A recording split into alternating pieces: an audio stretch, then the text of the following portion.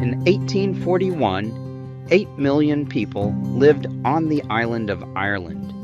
By 1901, that number had fallen below 4.5 million, not from war, not from plague in the medieval sense, from a fungus on a potato, and from everything that followed it. The million who died in the Great Famine, the millions more who boarded ships they were never certain would reach land. They left behind an island that had to completely rebuild what it ate, how it cooked, and what a kitchen even meant. What Irish grandmothers put on the table between the 1850s and 1900 is not a story about recovery. It is a story about a country inventing a new food identity from the wreckage of the old one. Dish by dish, ingredient by ingredient, with a fear in the bones that the potato might betray them again at any moment. 1852. The famine ends, but the kitchens stay empty. The Great Famine is officially dated from 1845 to 1852. But nobody in a cottage in Connaught or West Cork woke up one morning and declared it over. The blight eased, the dying slowed, and then the immigration accelerated because the people who survived looked at the land that had just killed their neighbors and decided they could not trust it again. Ireland's population had stood at roughly 8.2 million in 1841, according to census records. By 1851, it had dropped to approximately 6.5 million, confirmed by the Wikipedia article on historical population of Ireland.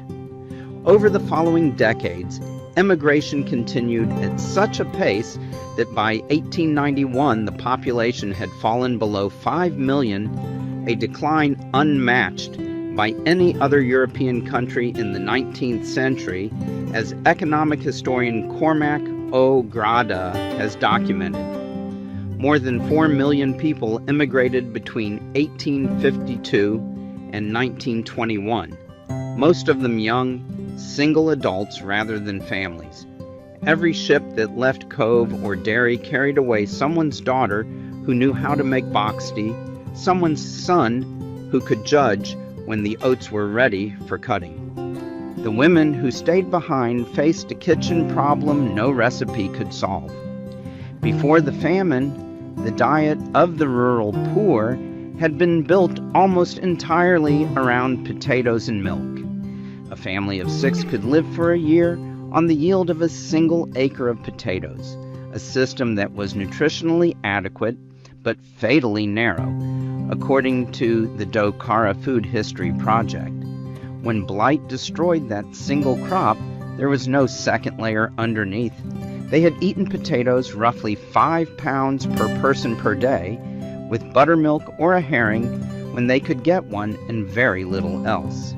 Now the potato was back in the ground, but nobody was willing to stake everything on it again. Serious failures of the potato crop struck again in the early 1860s and late 1870s, also caused by blight, bringing real hardship to the western counties each time, as O'Grada has documented. The memory never left. The question facing every grandmother who had lived through the hunger years was not what tastes good. What else can I feed them if the potato fails tomorrow? That question reshaped Irish cooking for the next 50 years. The immediate post-famine diet leaned heavily on what was available and cheap. Oatmeal porridge, as it was called, became a daily fixture. Cornmeal, or Indian meal as the Irish knew it, had been distributed as famine relief and was deeply associated with suffering. Most families considered it fit only for animal feed, according to the Dokara article on food in Ireland after the famine. Within a generation, cornmeal would be pushed firmly off the table and replaced by locally grown oatmeal, a grain the Irish had known for centuries and could accept without the bitter taste of charity. What changed most visibly was the potato's place in the meal. Before the famine, the potato had been the meal. After it, the potato became one part of a meal, still central, still daily, but never again alone. Cabbage appeared beside it, turnips, carrots, a piece of bacon when the household could afford one. Colcannon, that mixture of mashed potato with cabbage, or kale, butter, and milk, had existed before the famine, but had been a treat, historically associated with Halloween festivities and marriage divination games, where charms hidden in bowls foretold proposals. After the 1850s, it became an everyday dish because it combined the potato they knew with the greens they now understood they needed. Champ, its simpler cousin from Ulster, blended mashed potato with chopped scallions and hot milk, finished with a well of melting butter in the center. Both dishes turned a fear of dependence into something that tasted like comfort. 1860s, black tea conquers the Irish kitchen and restructures every meal. If one single ingredient transformed Irish domestic life in the second half of the 19th century, more than any other, it was not bread, not meat, and not sugar. It was tea. Tea had arrived in Ireland through the wealthy classes in the early 1800s, expensive and imported from India on clipper boats. By the 1820s, it had reached the Dublin poor, but rural Ireland barely knew it. Between the 1830s and 1860s, tea consumption per head in Ireland increased fourfold, according to research published in the academic journal Literature and History by Dr. Helen O'Connell of Durham University.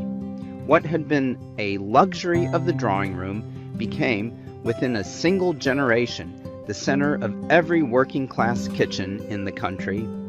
The reasons were practical before they were cultural. Tea required only boiling water, which every hearth could provide. It offered warmth and a mild stimulant in a climate that was cold and wet for most of the year. It suppressed appetite in households where food was still limited. And critically, it was cheap. Not the fine Darjeeling the English kept for themselves, but the heavy, low-grade Assam and African blends shipped across the Irish Sea after the British had taken the best leaves. The tea that reached Irish cottages was harsh, bitter, and tannic. The Irish response, one that became permanent, was to brew it brutally strong and then pour in enough milk and sugar to make it drinkable. That preference became one of the most enduring features of Irish food culture, surviving unchanged into the 21st century. What nobody anticipated was how tea would restructure the entire shape of the Irish meal. High tea emerged as a distinctly working-class institution, taken around 6 in the evening after the day's labor, built around tea, accompanied by bread, butter, cold meat when available, and eggs. The meal was named after the drink, not the food. That tells you everything about what mattered most on the table. Tea became the binding ritual of Irish social life. A visitor arriving at any door in the country would be offered tea before anything else was discussed. Refusing was a social offense. The kettle sat on the hob from morning until night. Reformers and British authorities watched the spread of tea with alarm. O'Connell's research documented how critics declared that tea drinking among peasant women was reckless and uncontrollable, contributing to the stifling of Ireland's economic growth. Poor women who drank tea were compared to whiskey drinkers. The temperance movement, ironically, then reversed course and promoted tea as a healthy substitute for alcohol, accelerating its spread even further. By the 1870s, tea wasn't just a drink. It dictated shopping, timing, and appetite, because bread and sugared tea could stretch a tight cupboard further than anything else. The dishes that accompanied it, soda bread, butter, eggs, a slice of cold bacon, became the architecture of Irish eating for the next century. As one food historian observed, tea took the edge off hunger even as it added to malnutrition, becoming a cherished necessity that was nutritionally limited but emotionally essential to a population still recovering from catastrophe. 1870s. American bag flour arrives and soda bread takes over the country. The 1870s brought a revolution to the Irish kitchen that arrived not in a recipe book, but in a cotton sack. Cheap American wheat flour milled on an industrial scale in Minneapolis using new roller mill technology began flooding into Irish ports at prices no local mill could match. The consequences were devastating for Irish milling and transformative for Irish cooking. Small water-powered mills that had ground local grain for generations could not compete. American grain was not only cheaper, but often better quality, and as the Land Act's article on Wikipedia confirmed, it could be exported to Europe in ever-increasing amounts, while refrigerated ships brought meat from as far as New Zealand and Argentina. Across Ireland, local mills closed one after another. Research published in the journal MyMock confirmed that flour consumption per capita in Ireland increased fourfold between 1845 and 1911, and bread replaced the potato as the primary staple for a growing portion of the population. This was the decade when soda bread became the defining bread of Ireland. The earliest known Irish soda bread recipe appeared in 1836, published in the Newry Telegraph. But it was the combination of cheap imported flour and the practical realities of Irish kitchens that elevated soda bread into a national institution. The recipe was elemental: flour, baking soda, salt, and sour buttermilk. No yeast, no kneading, no rising time. A woman could have bread on the table in 45 minutes. This mattered because most rural Irish kitchens did not have ovens. They had open hearths burning turf, and the bastable, a heavy cast iron pot with a recessed lid that could sit directly in the coals. The dough went into the covered bastable, hot coals were heaped on the recessed lid, and the result was a crusty loaf with a dense, tender crumb and a slight sour tang from the buttermilk. Before baking, the cook cut a deep cross into the top. Folklore said this was to let the devil out. The practical purpose was to let heat penetrate the dense center, so the loaf cooked evenly. In the north, the dough was divided into 4 triangular pieces called farls and cooked flat on the griddle. Brown soda bread used wholemeal flour and was the everyday loaf. White soda bread, made with finer flour, was reserved for visitors or Sunday. When American bag flour made white flour affordable for the first time, many households switched to white bread as a mark of rising status.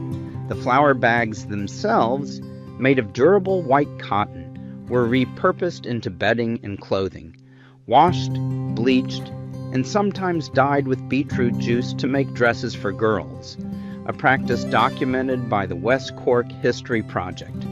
Boxty survived this flour revolution intact.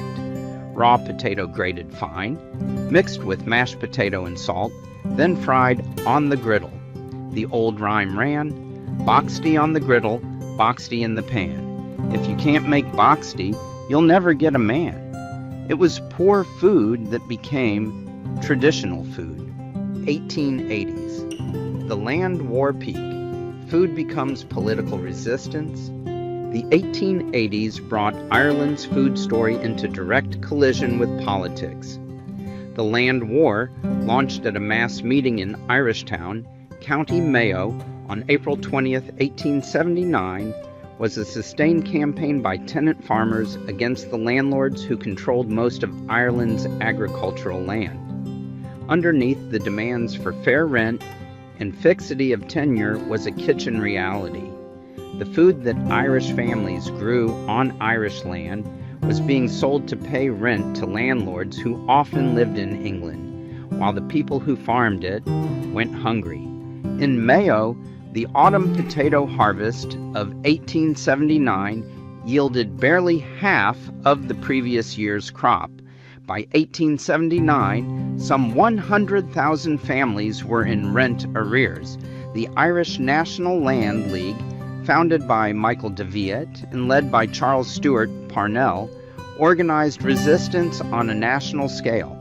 The most famous tactic was organized social isolation, first applied to Captain Charles Boycott, an estate manager in County Mayo, in September 1880.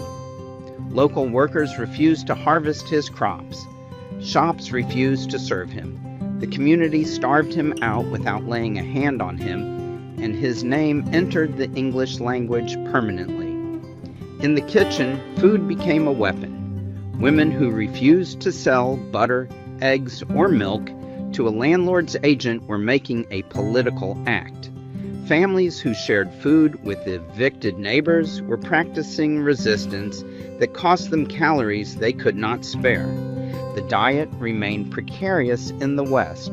Bread, potatoes, tea, and occasional salt fish formed the bulk of what families ate. Bacon appeared on Sundays when it could be afforded, purchased from the local shop rather than home-cured, because most families no longer kept pigs in the numbers they once had.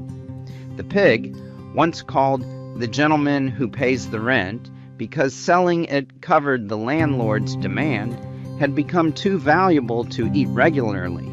When a pig was killed, every part was used. The blood went into black pudding mixed with oatmeal and onions. The sides were salted and hung. Nothing was discarded. Irish stew belonged properly to this era. The cuts of meat were the cheapest: neck, shank, breast of mutton. The long cooking over a low turf fire broke down tough fibers and stretched a small amount of meat across a large family. Carrots, turnips, and parsnips went in when available. The dish was not seasoned with sophistication. It was seasoned with patience and necessity. By the late 1880s, the Land Acts began transferring ownership from landlords to tenants. Between 1870 and 1909, approximately 300,000 tenants acquired freehold title, transferring roughly 8 million acres from estates to smallholders, according to Wikipedia's article on the land war. In 1870, only 3% of Irish farmers owned their land.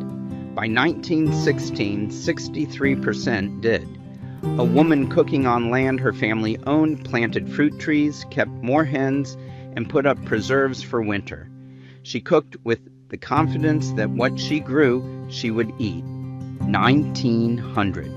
The diet completes its transformation from potato heavy to bread and tea heavy.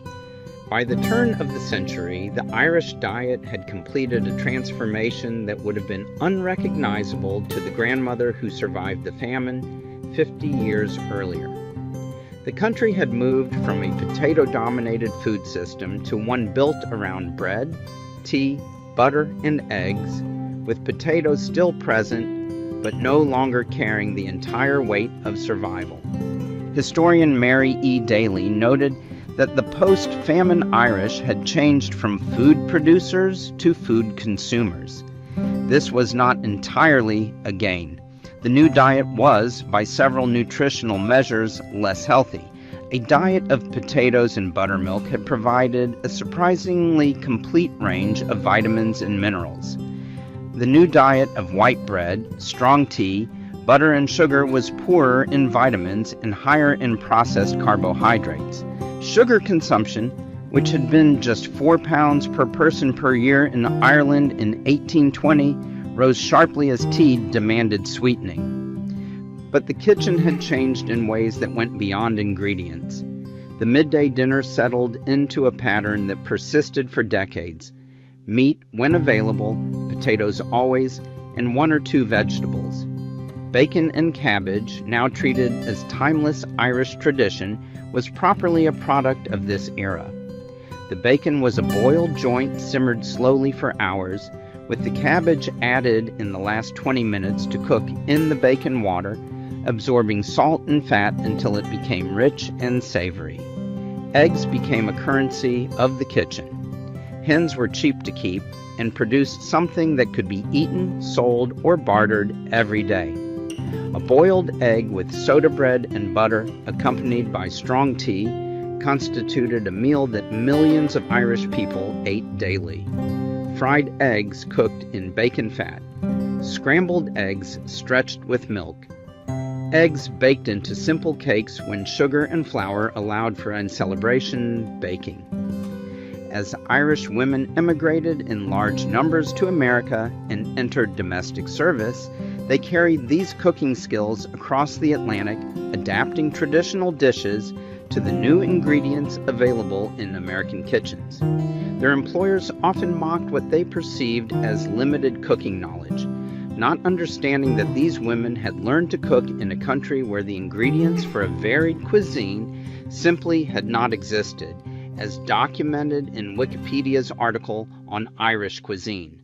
The cooking methods remained anchored to the hearth. In many rural areas, cooking over an open turf fire continued well into the 20th century. The bastable pot, the griddle, the crane that swung the kettle over the flames, these were tools of a kitchen that had not changed its fundamental technology in centuries, even as the ingredients on the table had shifted entirely. What the grandmothers of 1900 had built was a food culture defined by its refusal to depend on any single thing ever again. Soda bread could be made from any flour. Tea could be brewed from leaves that came on ships from the other side of the world.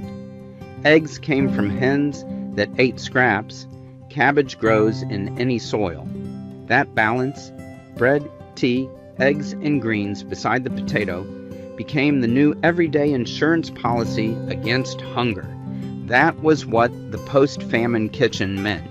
Not a policy, not a program, survival, served daily by women who remembered what hunger looked like and made certain their families never saw it again. Not a single one of them was paid for the work. Not a single one of them stopped doing it. 50 years of cooking after catastrophe, and they built a food culture that fed a nation for the next century. Every loaf of soda bread, every pot of strong tea with milk, every plate of bacon and cabbage started in a kitchen where a woman who remembered hunger decided her children would not. If this story stayed with you, the next one on your screen right now goes just as deep.